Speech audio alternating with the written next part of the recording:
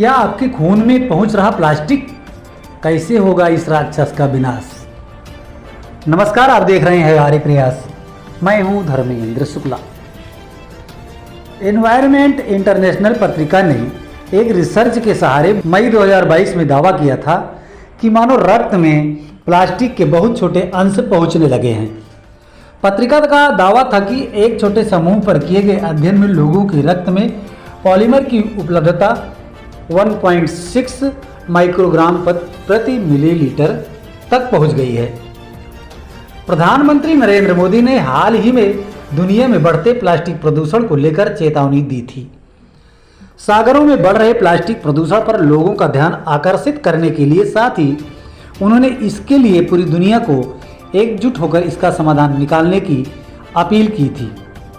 एक रिपोर्ट में दावा किया गया है कि देश में प्लास्टिक उपयोग कम करने के तमाम प्रचार के बाद भी इसमें औसतन 9.7% की वृद्धि हो रही है। प्लास्टिक कचरे का राष्ट्रीय स्तर पर उत्पादन लगभग 34 लाख मीट्रिक टन का है, जबकि इसका 1/3 से भी कम हिस्सा रिसाइकिल किया जा रहा है। एनवायरमेंट में इंटरनेशनल पत्रिका ने एक रिसर्च के सहारे मई 2022 में दावा किया था कि मानव रक्त में प्लास्टिक के बहुत छोटे अंश पहुंचने लगे हैं।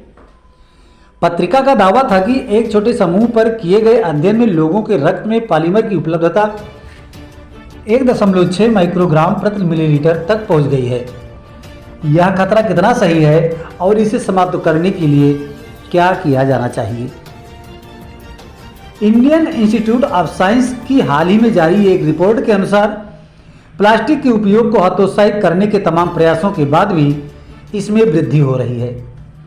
अलग अलग क्षेत्रों में अलग अलग दर से बढ़ रहे प्लास्टिक के उपयोग में एक बार उपयोग में आने वाला प्लास्टिक सबसे ज़्यादा तेज गति से बढ़ रहा है, जबकि प्लास्टिक रिसाइक्लिंग की दर लंबे समय से 30% के आसपास ठहरी हुई है। सीमेंट उद्योग ने दिया था समाधान, लेकिन नहीं हुआ काम। प्लास्टिक और पन्नियों के कारण वातावरण को हो रहे अस्थायी प्रदूषण का समाधान निकालने के लिए सीमेंट उद्योग की कंपनियों ने एक समाधान प्रस्तुत किया था। इसके अनुसार वे अपनी भट्टियों में गैस और बिजली के ईंधन के स्थान पर कचरा प्लास्टिक का उपयोग करने वाली थी। इस क्षेत्र में जानकारों के अनुसार शुरुआती दौर में इस उपाय को खूब अच्छी तरह उपयोग में लाया गया था, लेकिन बाद में उन तक कचरा प्लास्टिक की पर्याप्त आपूर्ति का सिस्टम विकसित न हो पाने के कारण यह योजना अस्थायी समाधान के तौर पर इस्तेमाल नहीं हो सकी। टाइल्स बनाने का प्रयोग सफल। इसी तरह सड़क परिवहन मंत्री नितिन गडकरी ने प्लास्टिक कचरे से सड़कें बनाने का भी सुझाव दिया था, लेकिन कुल कचरे से प्लास्टिक कचरे की छटाई का काम सही तरीके से न होने के कारण यह योजना सही तरीके से आगे नहीं बढ़ाई जा सकी। अब गुरुग्राम में प्लास्टिक कचरे से टाइल्स बनाकर उन्हें सड़कों पर बिछाने का प्रयोग किया गया है। शुरुआती दौर में यह प्रयोग काफ़ी सफल रहा है। यदि यह प्रयोग आगे भी सफल रहता है तो प्लास्टिक कचरे के सही उपयोग को एक बेहतर दिशा मिल सकती है। बना पशुओं की मौत का कारण। अब तक प्लास्टिक खेतों में कृषि उत्पादन को प्रभावित कर रहा था। आगे बढ़कर यह पशुओं की मौत का कारण बनने लगा। अब मछली जैसे जलीय जीवों के अंदर तक पहुंचने लगा है और यह लाखों जलीय जीवों की मौत का कारण भी बनने लगा है। इससे जल जीव संपदा को भी भारी खतरा पैदा हो गया है।